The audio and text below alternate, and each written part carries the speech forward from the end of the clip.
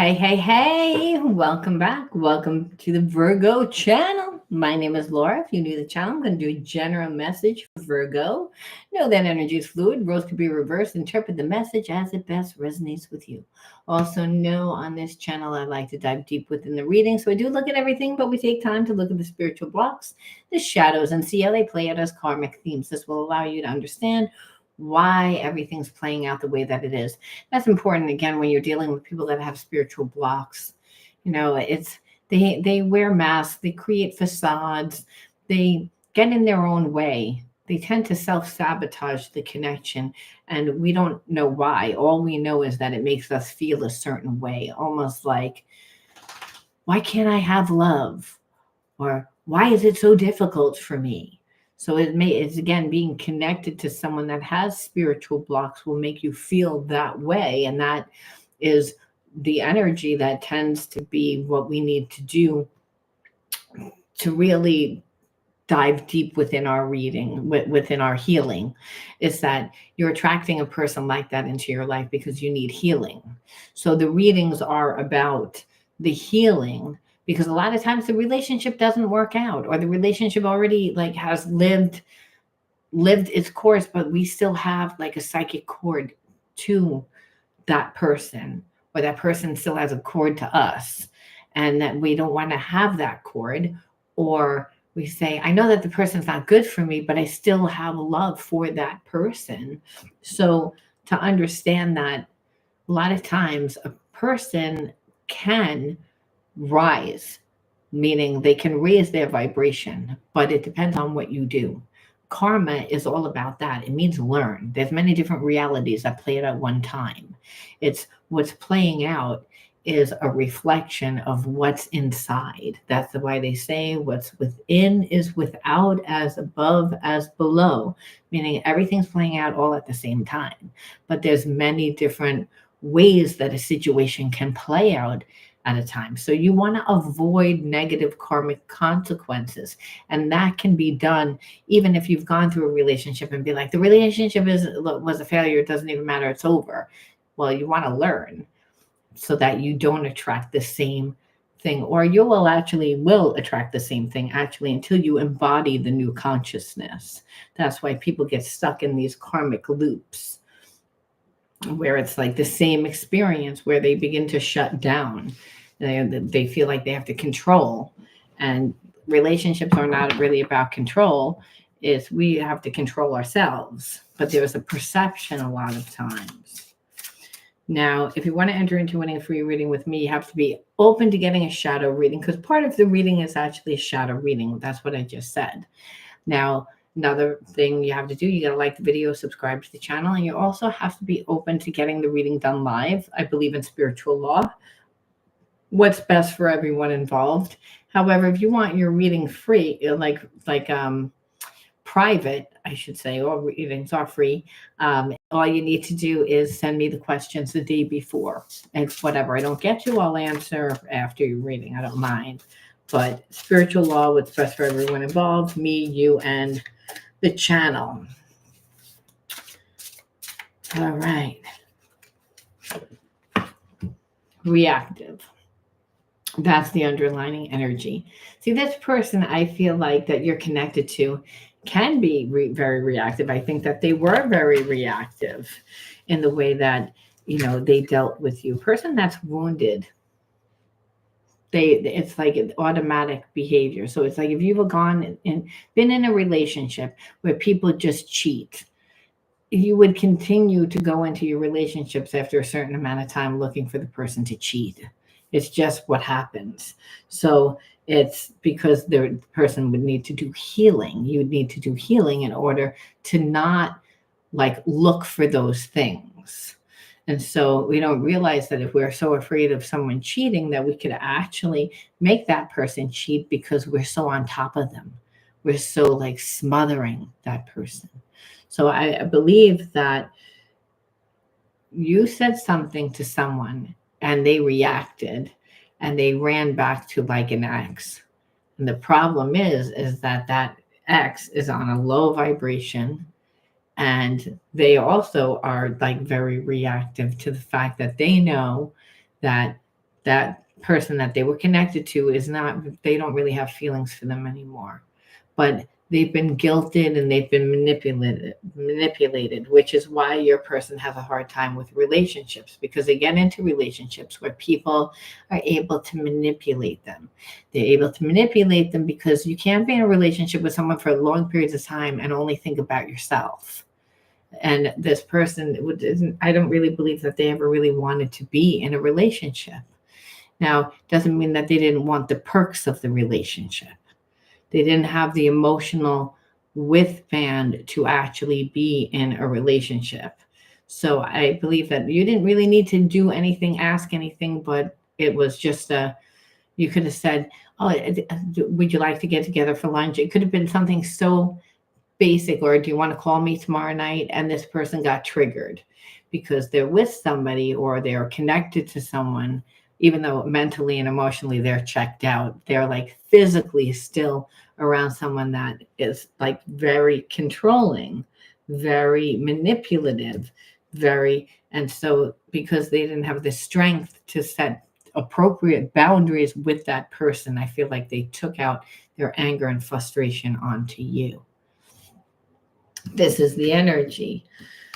Now, I don't know why that's what came out, but that's what came out. So let's see what this person did. Let's not saying we can go back in time, but we can still see what we were dealing with and then what this person feels. And a lot of times what you're going to see is the way that they felt is not the way that they act.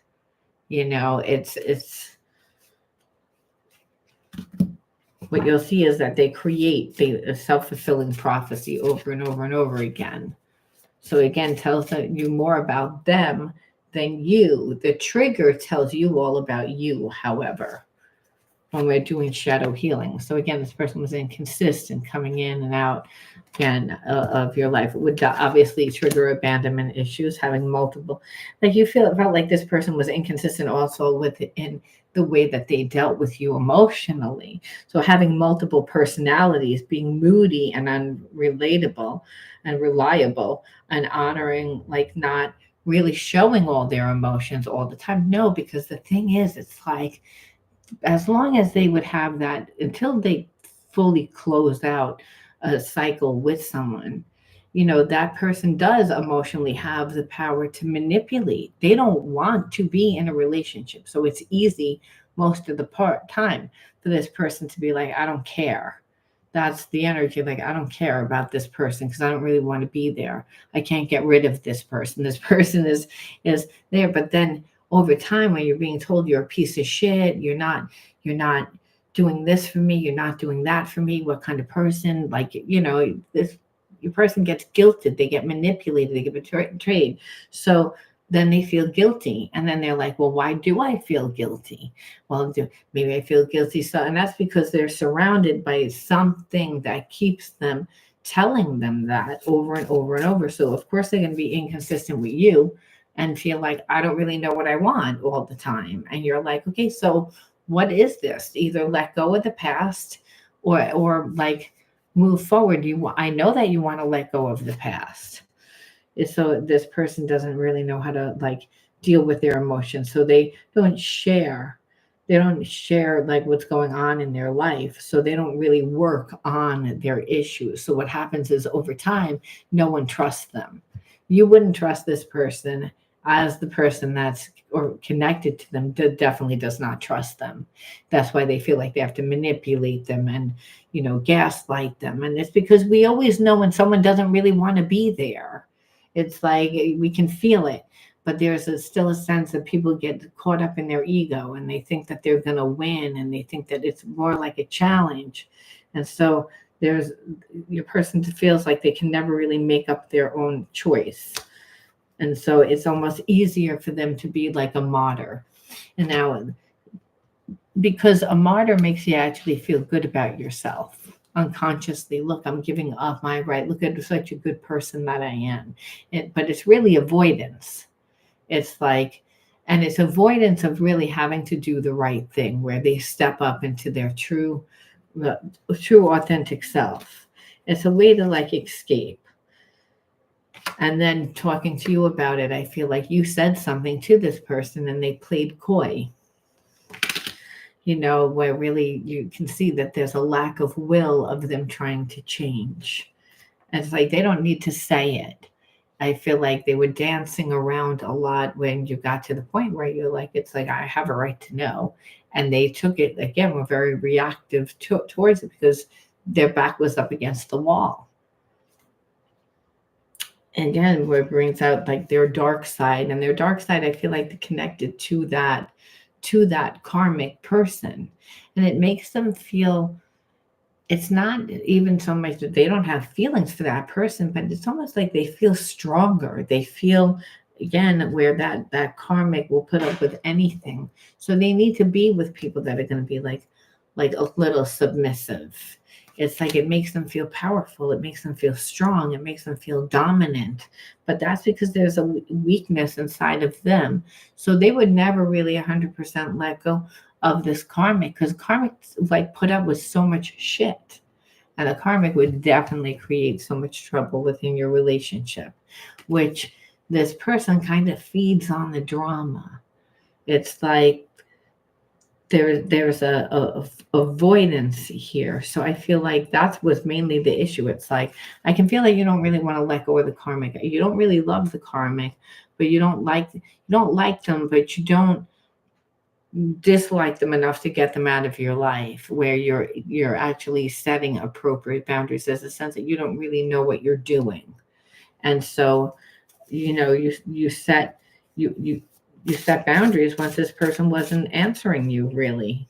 It's like you asked and they were reactive because they know that they were in the wrong.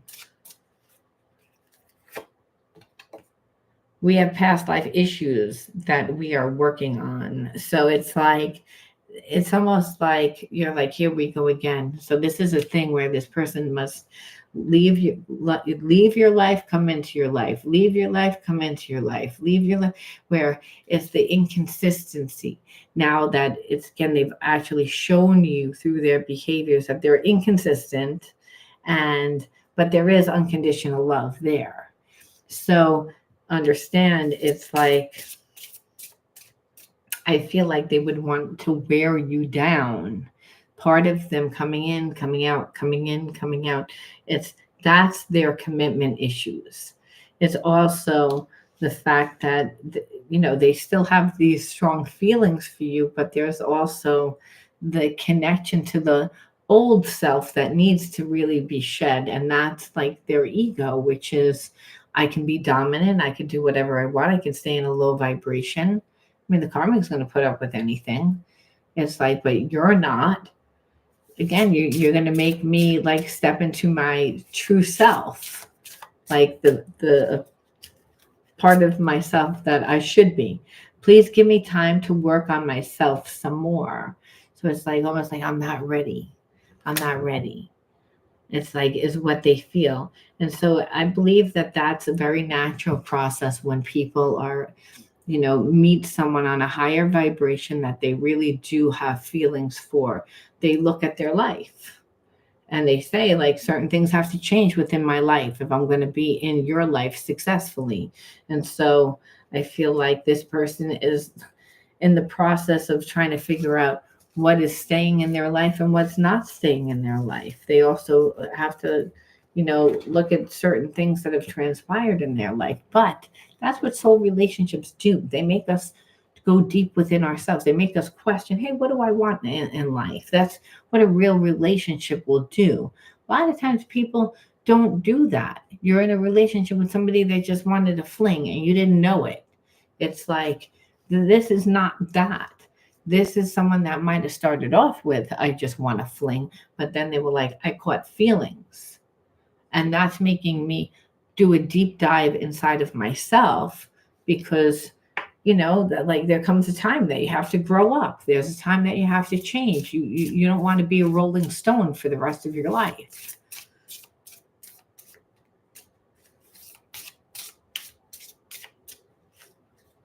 But it doesn't mean that they're ready to do it 100%, but they're opening up. They want to share their feelings, give a little bit more time. Don't push. Listen well.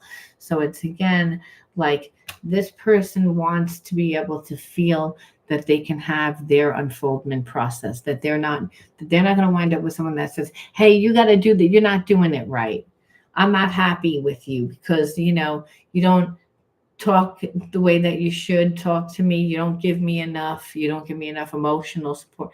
Again, judge them.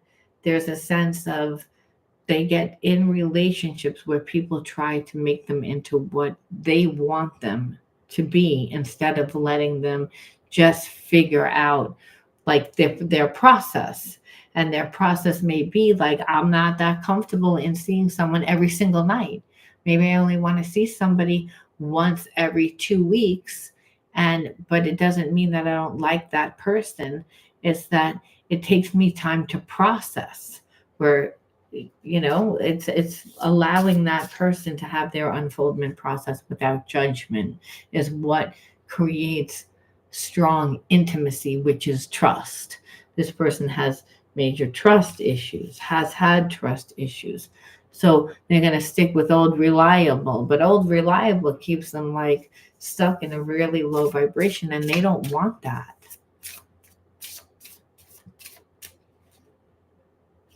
So they would have to see that there was other options in life, and if nothing came along that, was that, which obviously a spiritual connection is always going to be something that awakens people because they're like, they can't control it. There is an element of unconditional love, past life. It's like you recognize this person from a million years ago, but like there's love there. It's like that's the only energy that transcends time and space. Depth feels a profound bond, must be truly meaningful. So again, soulmate karmic ties. So again, this is what this person feels. That's a deep relationship.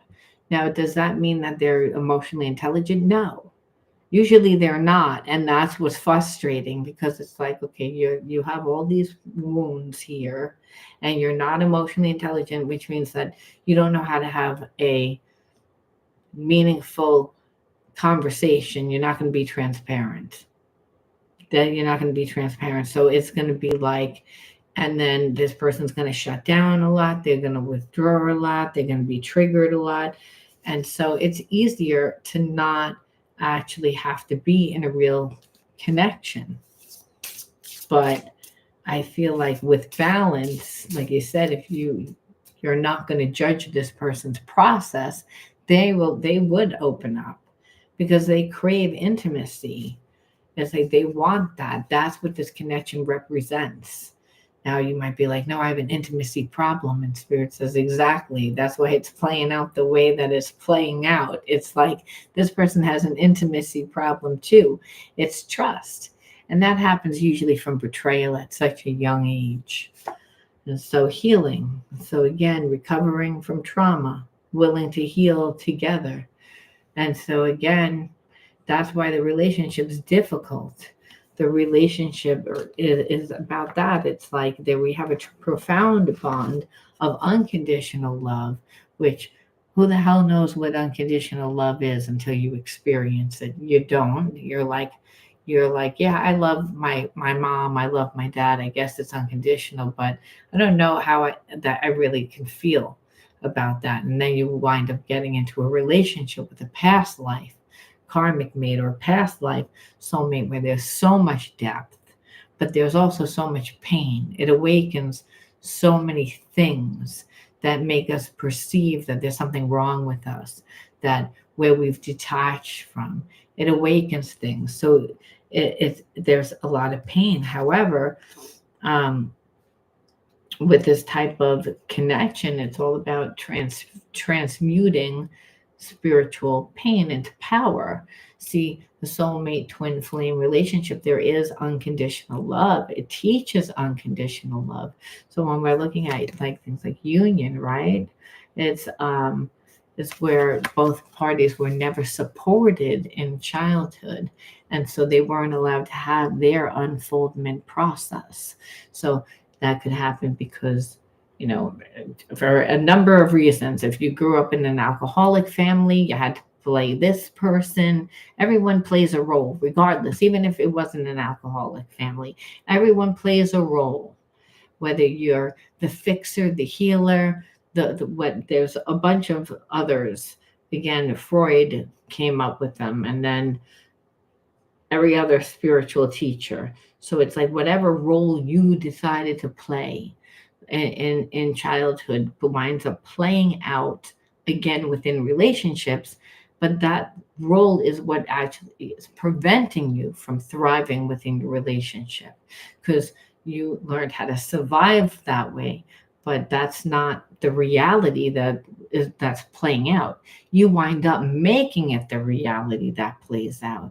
So again, the soulmate twin flame connection is grounded where you're actually playing out the karmic themes, but you're able to transmute the negative energies from those experiences. And you are, because of the passion, there's fire through passion, and it's through creating, but it's about union, which is learning the higher levels of consciousness, which is the only thing that's really going to be able to heal that trauma.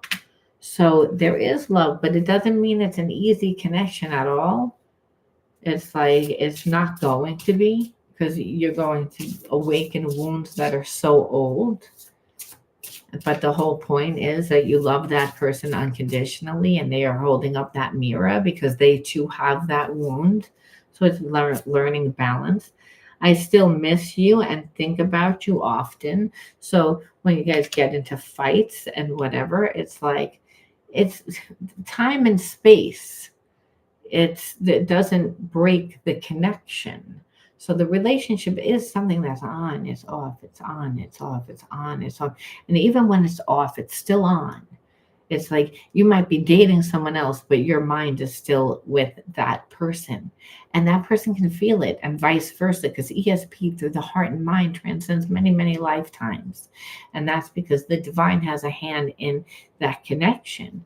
Now, it doesn't mean that it's going to be lovey dovey. It means that the divine is saying, you're not the energy of me, which is unconditional love. You hold traumas that you wouldn't be able to awaken on your own. You wouldn't be able to transmute them on your own, because love makes you change, makes you be different. There's only the transmutation process.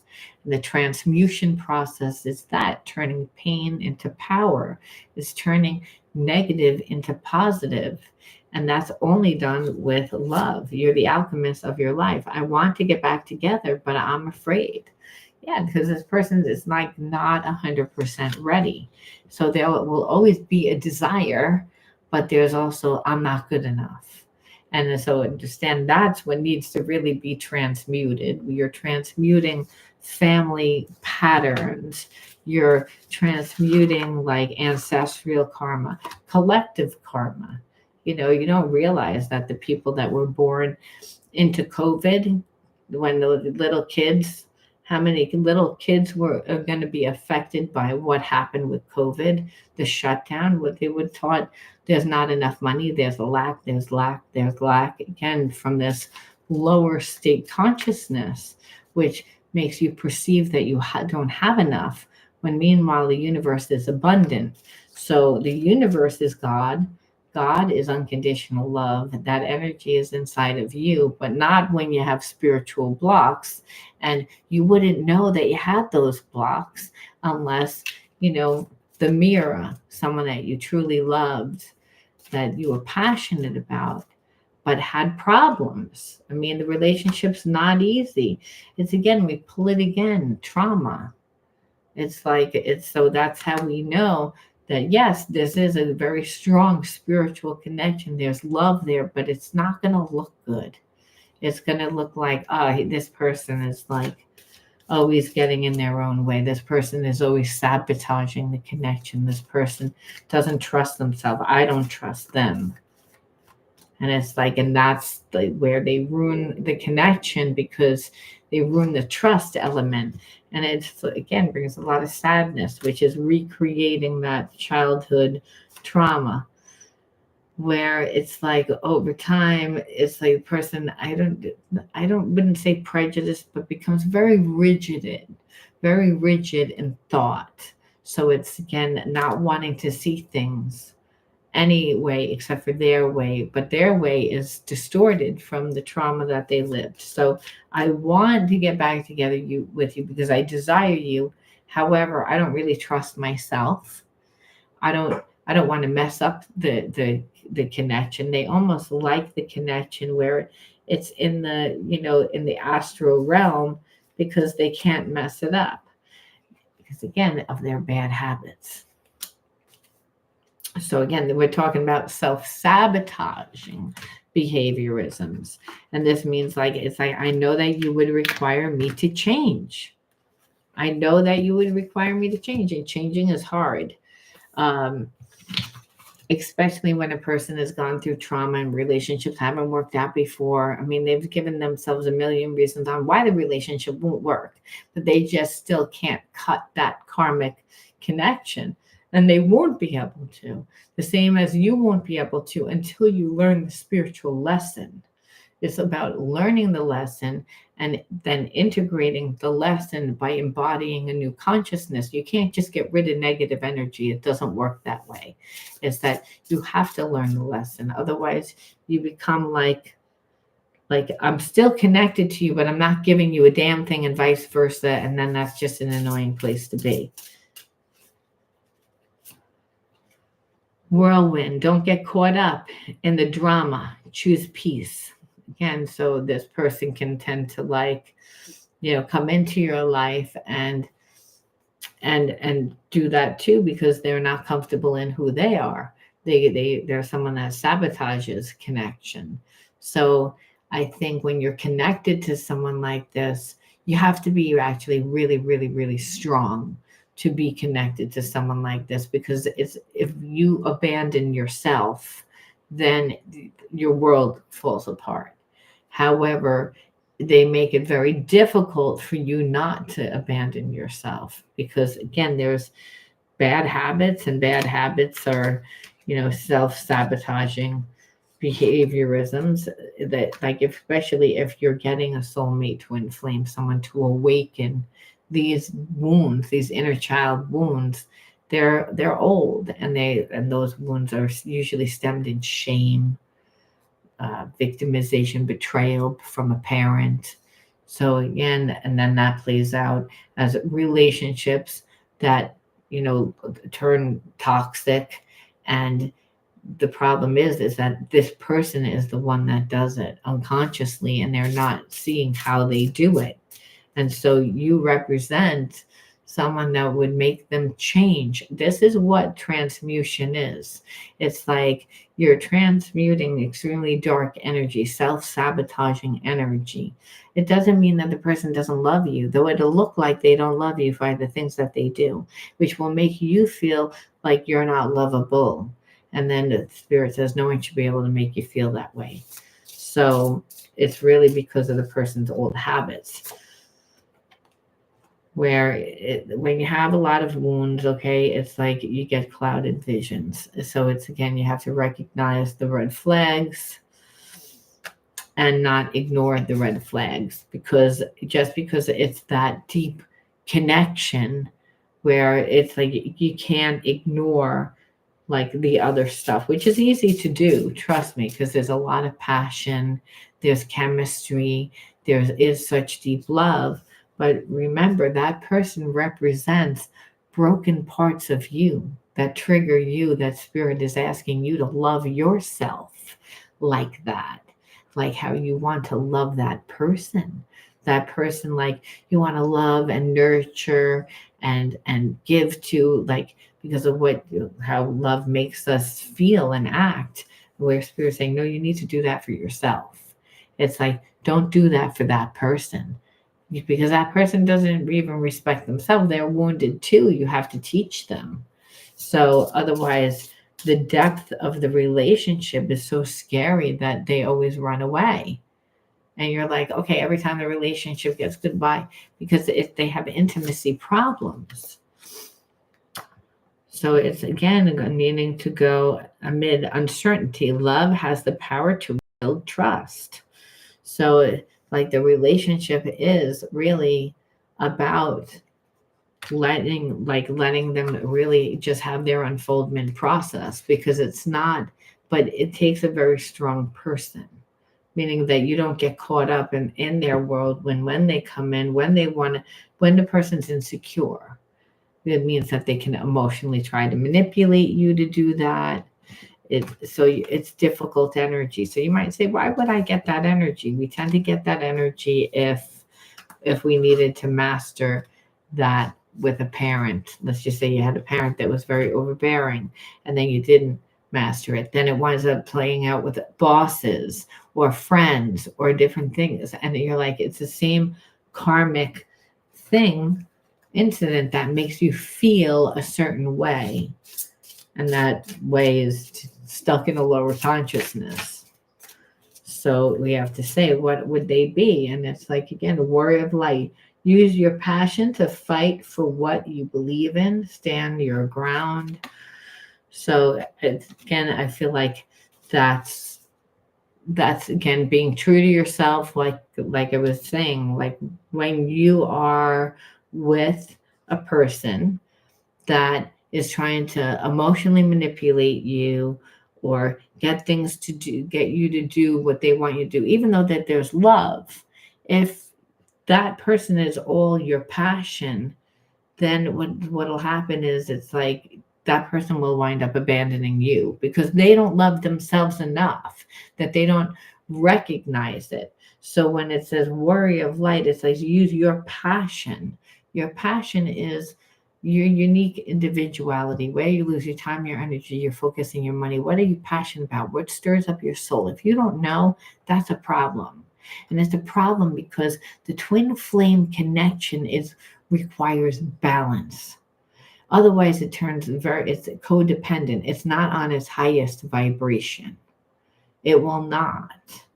See, the twin flame journey, that person unconsciously knows that you're in their life for a spiritual reason. They don't exactly say, oh, I know that I'm in your life for a spiritual reason, but they say, you feel familiar. It feels right. It's like, I don't know how I know. And it's because there's a past life connection. And that past life connection, there were certain spiritual things that needed to be learned.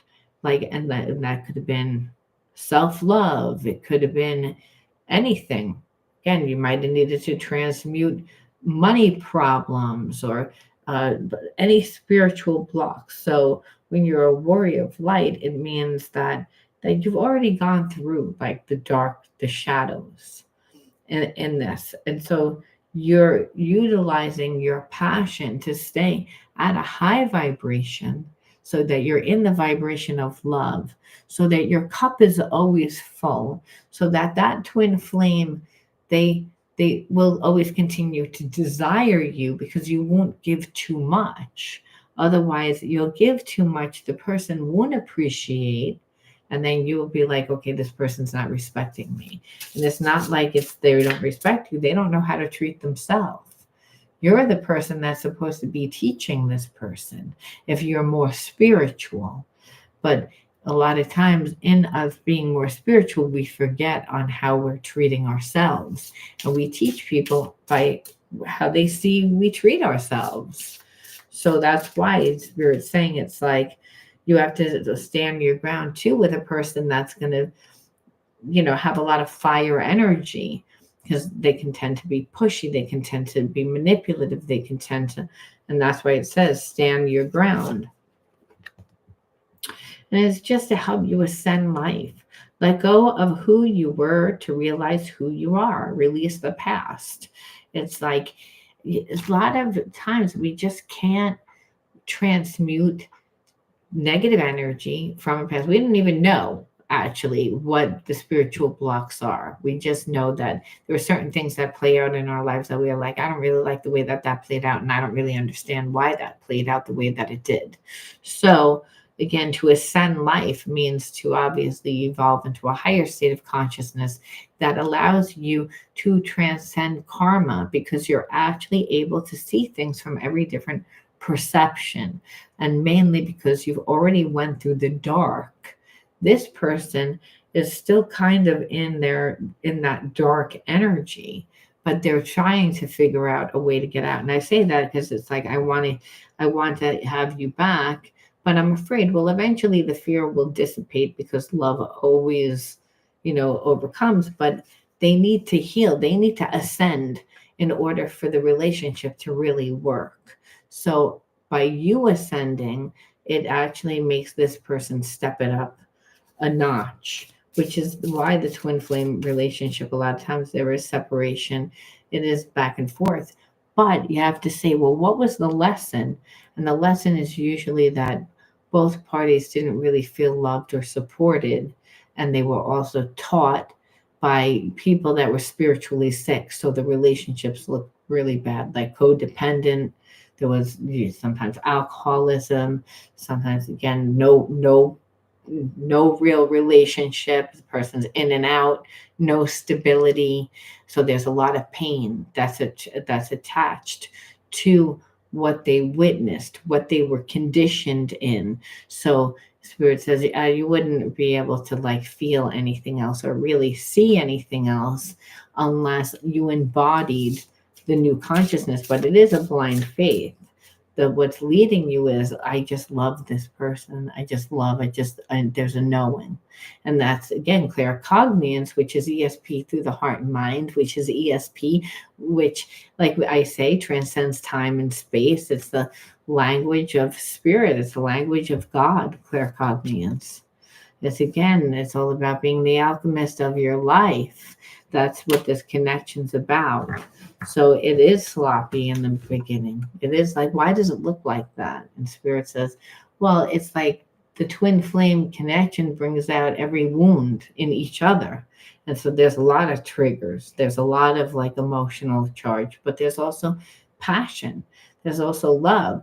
So you'll see the person go through that everything till they finally get to a place of surrender. But they don't come to a place of surrender like overnight. It's like years. Like it's like because the ego, people create walls, especially if they just saw certain things play out in their childhood. They're like, well, I'm not even gonna put myself into that situation. I'm gonna try to control the situation. They don't understand, when you're trying to control the situation, you're not going to manifest it the way that you're controlling it. You're only going to manifest something that's in alignment with fear. And it's because your consciousness, it's what your subconsciously is doing. It's why is the intention the way that it is? What's the driving force? And the driving force is, well, I don't trust. So then that's what's going to manifest, which is out of alignment with the laws of the universe. So the person has created habits and behaviorisms to like compensate for that. But then they're, shutting off from love. So that's someone that tries to control their environment. That's not somebody that,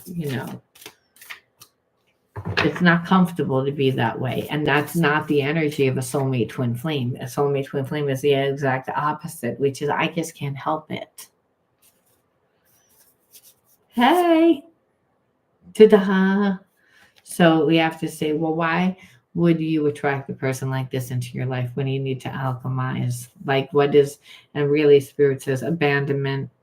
Understand that you only abandon yourself. That unconditional love is that this person comes in and out of your life, and even though they leave, it doesn't mean that they take their love. They can't control love. Love is unconditional. So as long as you love yourself and don't abandon yourself, then you're never really abandoned. But I believe that, again, growing up in an environment where we're not taught spiritually. So if you were bad, or perceived as bad or shamed, or, you could feel abandoned. That card didn't even belong in here, but I have to look at it. Romance. Sweethearts.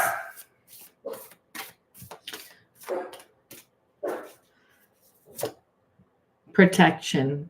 So again, if we grew up in an environment where we emotionally couldn't be vulnerable, where our parents had a hard time making their lives work, you know, we just always want to know where the wound came from. It's not a blame game, but understand part of healing means you have to look at your situation different.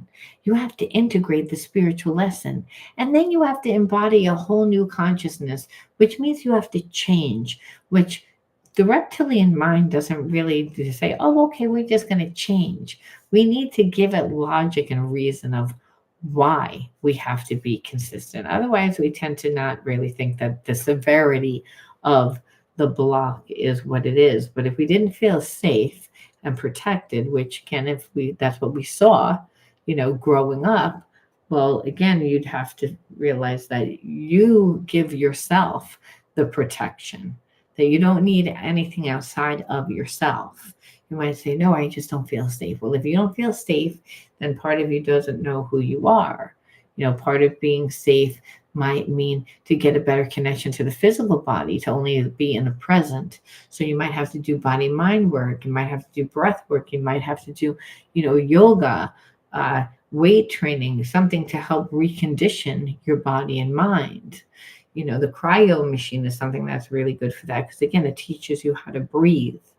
A lot of people who grew up in a survival mode. So healing these deep wounds are not easy to do. Like you said, it's because you've conditioned your body as well. Your body is your mind's faithful servant.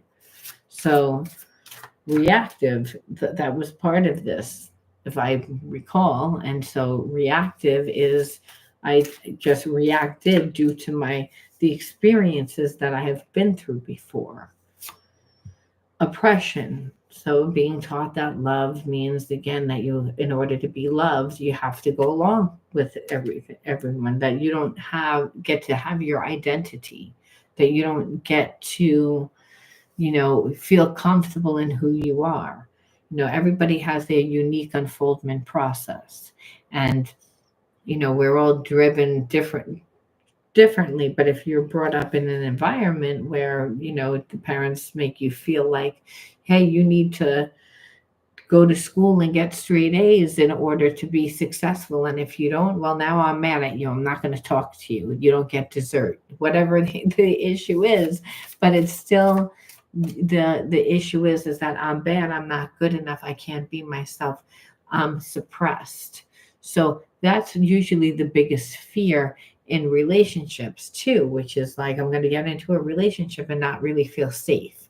Like I could be myself, where I could be vulnerable, so I could have my unique unfoldment process without feeling judged. Now, part of that is also this person getting stronger within themselves. So again, giving yourself both love. I mean, we know that this soulmate twin flame journey, that's what it really is. It's a journey back into yourself, learning how to love yourself. It's like, and yes, through that person, because that person is showing you where your wounds, where your blocks are, that there is passion. It is hard. It's very hard, but it's really, again, depending on what you've gone through in your life, your ancestral karma, your family karma, the karma that you recreated, it's that connection is there to bring it all out. And then through the act of passion and love and creation, you're able to transmute that pain. When you were used to being a loner, again, like I don't really fit in, I'm different, not feeling safe or supported, I'm sure it meant that you didn't invite a lot of people over. So it was safer to be by yourself. And I feel like that's this person. That's this person as well. But you both have very strong intuition and inner authority. So you both can be leaders. So again, learning how to balance that energy. And that's not easy if you grew up in an environment where you had to be your own source of love because you didn't feel loved. And so understand children don't exactly know what that looks like. And when I say protection, how do we get protection as children? Really through being emotionally supported by a lot of times we are getting fed. We're getting fed. We have food on the table. We have, a warm place to live in. We have clothes on our back. But what it is it's like I don't feel safe. And it's safe when we all play a role in the family dynamic based on what those what our parents thought was appropriate. And it's not a blame game, but we have to see how do we inherit family karma. Like why does it look the way that it looks? And it's like, well, because you were oppressed, so we wind up getting people in our life that either are terrified of that happening to them, so everything's a trigger, or you're the person that feels like you're never gonna get it. You're never gonna get emotional intimacy because of always attracting a person like that. So the soulmate twin flame connection is something that makes you be different. It makes you transcend those fears. Like it's not something that we even feel control, that we have control over a lot of times. It's like you'll even say a lot of times your twin flame isn't even your type. You'll be like, you're not even my type. It's like you don't have any control over it. Because again, we go back to like the physical touch. And the physical touch to me is emotional. It's again not feeling loved, not feeling supported, not feeling so at the core, because that's what you saw and that's what played out due to the environment. And so that's what you kept attracting. And so now you meet somebody that because there's that claircognizance and that spiritual knowing. Like, I know that you're my person, but why that look how it looks and look how that makes me feel. And spirit always says that no one should be able to make you feel that way. So again, the antidote would be to give yourself the emotional support. Again, because when you do that, it's like you're giving yourself love, first of all, which allows you to connect to other people. So even if the person that you love or a person that you may consider a good friend or whatever abandons you, people don't show up. People are not perfect. You'll be able to look at them through with forgiveness. You won't say, well, you didn't show up because this is what this person has a fear about. It's like, I want to be in a relationship, but I don't know if I can show up all the time because they have a lot of trauma around relationships. They tend to like not be consistent. So if you want to be with this person, you will allow them to have their unfoldment process, that means, which is going to be triggering to you because you're going to say, well, you're going to show up sometimes and other times you're not going to show up. Well, when you act like you don't care, this person will give more. It's the fact of the expectation. Once there's expectation and this person feels expectation, it's like they overstimulate themselves. They sabotage the connection. We pulled that one already, but oppression. Then again, no time and attention. And that's what this person did. Also, no time and attention brought you back to yourself to do your own healing. And that's why I'm saying it's like it is a soulmate twin flame journey where there is love, but what you're seeing is back, forth, back, forth, back, forth, because there's resistance. It's like having to look at the ego and then, diving deep into those childhood wounds, but then still, even after getting triggered, having feelings, being like, I still have feelings for you. I'm still thinking of you. I still feel there's a connection because unconditional love is that. It's like, but you're getting taught that to help heal the shit that's inside of you.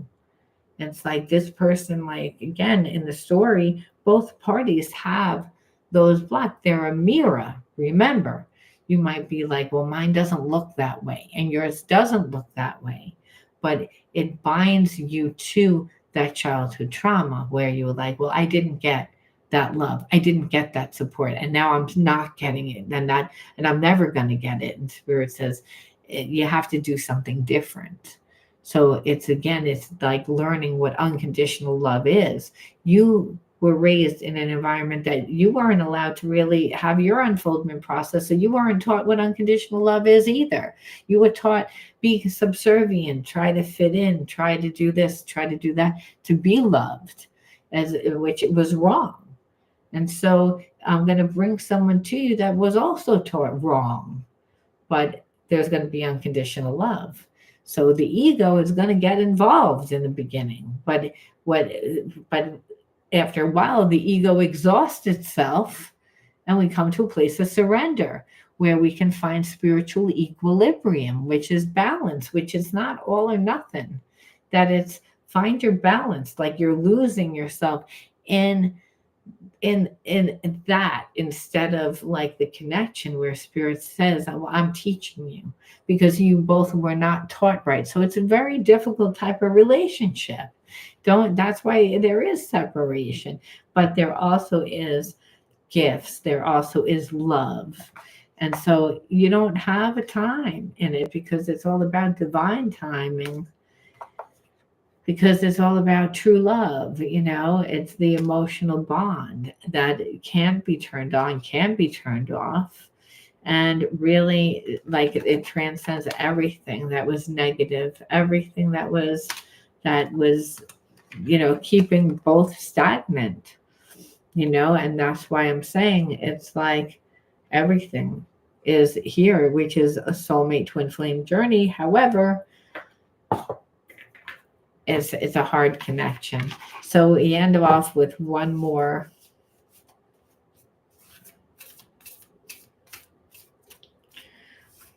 card, and I'm going to pull this because it's staring at me, and it's like I have a ton of cards all over the place, but this card is staring at me. Unlock DNA, and I always feel as if it means something, and that what that is it's your environment that creates your reality, because you form habits and you form behaviorisms that are in alignment with what's going on in your environment, and for survival, and survival could be emotional survival too.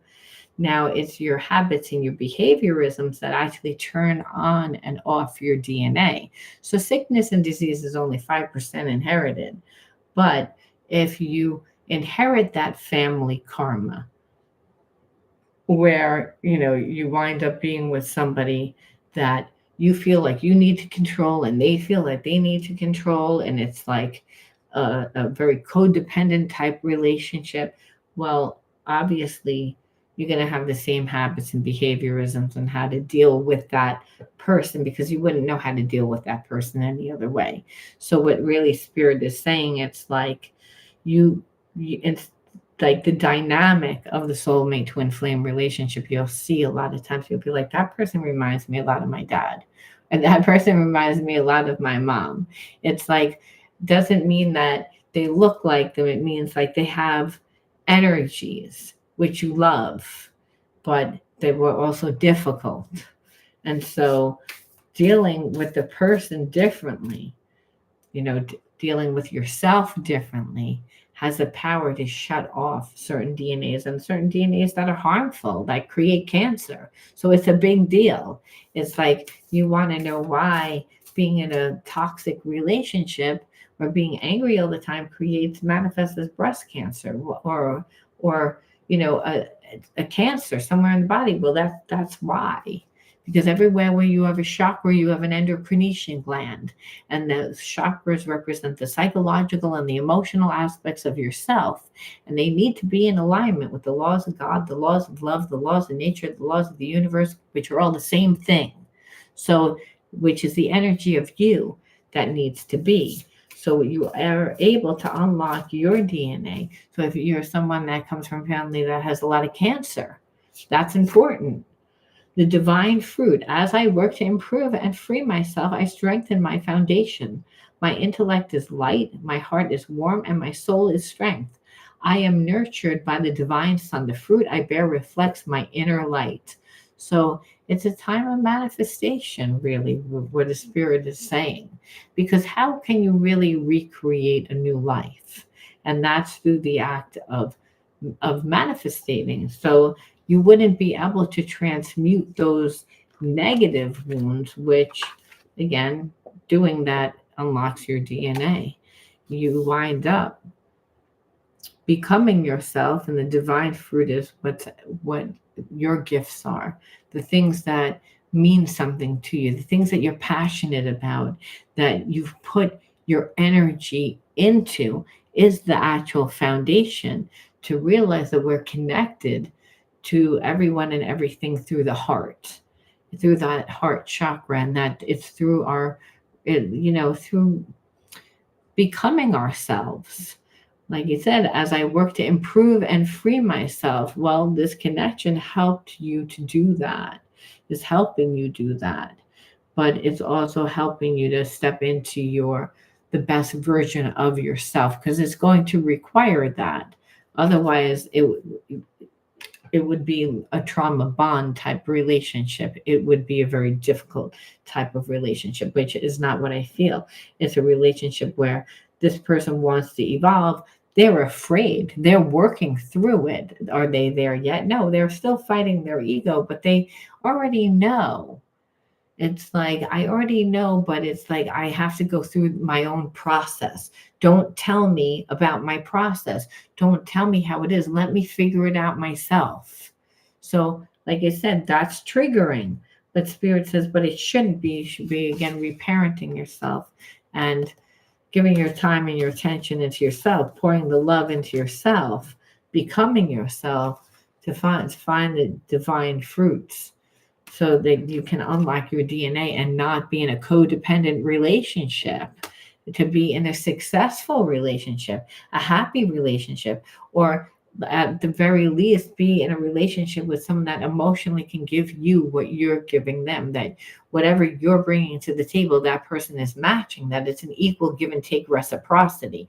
That's how you unlock your DNA. That's how you stop cutting, like, that's how you stop like repeating karmic cycles. All right. So that's it on that. Does anyone have any questions? Does anyone want to know anything? Lars P, what is that like where you're looking through your eyes?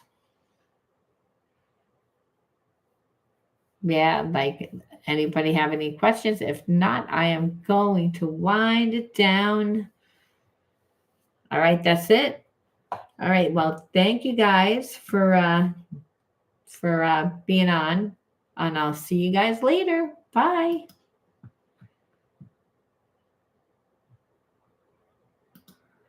You're welcome. Thanks for being on.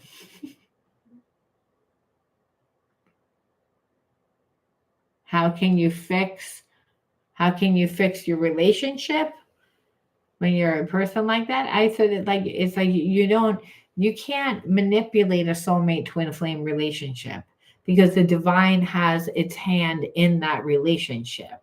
So it's more about stepping into your divine self, to step into your best self, and that person follows suit. It doesn't mean that they're not going to work through certain spiritual things. The soulmate twin flame relationship, you're going to get triggered all over the place. It's like, it's just that type of connection. It's designed that way, to make you into the best version of yourself. And there is desire there. There is passion. But very rarely does a soulmate twin flame stay in your life forever. They change your life.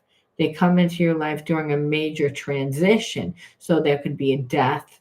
There could be like a major breakup. There could be, it's again a major transition through, sometimes through the dark night of the soul, after a dark night of the soul. And so now she's coming back. My question would be what to talk. Well, it's again, that's up to you. I think is to be transparent. Like, if the person's coming back, you have to say what you want in the relationship. You have to get on the same page. I think that a lot of times, like, you can be like have very strong feelings for someone and think that they think the way that you think. It's like that people very rarely are you getting aligned with someone that thinks the way that you think. You're getting a person that thinks differently because we get people that have either like dark negative energy sometimes, and sometimes we get people that have other energy. We have to integrate the spiritual lesson. So it's like, what if the person left to begin with and it bothered you that she left? It's like you need to actually rectify that. Otherwise you're just going to pretend like, oh, that didn't happen, let's wipe that underneath the rug. No, it's going to be a problem again. It's like you'll have fear of abandonment again. So you have to nurture the connection, but you both have to learn how to talk. And if this person gets triggered by you asking questions, that's a problem. And if you're like avoidant, like, oh, I don't want to say anything because I don't want to get the person mad, well, then that's wrong. Because later on, it's like you're going to be like, well, she didn't do X, Y, and Z. And I'd be like, well, did you ask her? And you'd be like, I didn't know that I should ask her. She should just know. No, she doesn't think the way that you think. That's not priority. You don't know. Like a lot of times we think that people are on the same page as we are when we get into a relationship, and we're not. And you also have to be able to discern whether somebody's lying. Because a lot of times people lie. So it's to do things differently. If the person came into your life before, you can talk until you're blue in the face and it doesn't mean shit. It's about you need to handle the situation differently, completely differently, so that that person can't keep coming in and out of your life. And part of that would be how much you value yourself, how much love you're pouring into yourself. It's about making that person respect you through how much you're giving them, but there needs to be open communication. There needs to be like, you talk out why the person left and like what needs to change within the relationship, because you don't need someone coming in and out. And if you're not ready to do that, well, then I think that the relationship is going to have problems. If the person gets mad because you're asking those questions, then the relationship's not going to work out. The relationship needs to like, there's an intimacy problem already, which is trust at its basic foundation. So it's like, well, I don't know, because last time they left, I don't know, they're not going to leave again. It's like, and it's also about you being transparent to say what you really want within the relationship, unapologetically, too. It's like a lot of times people leave out, they try and feel out what the other person wants, and then it's like, then the relationship doesn't work either, because you can't go from one extreme to another. Like in the beginning, I went along with every little thing. And then after a while, you're going to be resentful. So if you have your life and you're balanced within your life and you're filling your cup up all the way, so like, which is what they said in this story, and that person was to come back, you can let the person come back, but it's the way that you do it. It's like, are you going to let them back in, like where they have the red carpet treatment after they really haven't been consistent, made you feel safe? I mean, because people are creatures of habit and it becomes automatic. And then you're like, why doesn't that person respect me? You're not going to realize that you're the one that's teaching them not to respect you.